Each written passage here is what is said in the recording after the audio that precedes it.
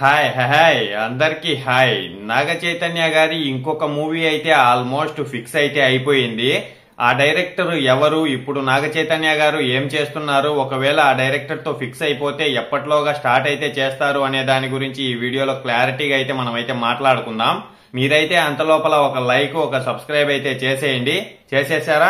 Okay, done. ఇక వీడియోలోకి అయితే వెళ్ళిపోదాం. ఇప్పుడు నాగ చైతన్య గారు అయితే కార్తిక్ గారితో మూవీ అనేది అయితే చేస్తున్నారు. 24వ సినిమా. ఈ మూవీ షూటింగ్ కూడా ఇప్పుడైతే జరుగుతుంది భారీ భారీ సెట్స్ లలో.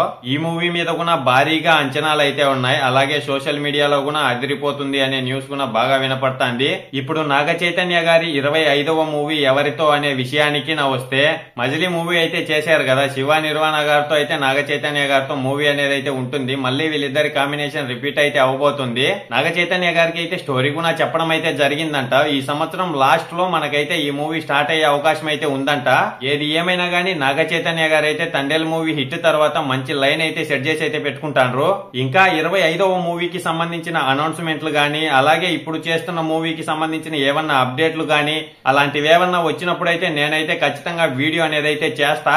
అలాగే మన ఛానల్లో అన్ని మూవీస్ కి సంబంధించిన ఏ చిన్న అప్డేట్ వచ్చినా అదైతే నేను మీ ముందుకి తీసుకొని వస్తానే ఉంటాం. మీకు వీడియో నచ్చినట్టయితే ఒక లైక్ ఒక సబ్స్క్రైబ్ అయితే చేసేయండి.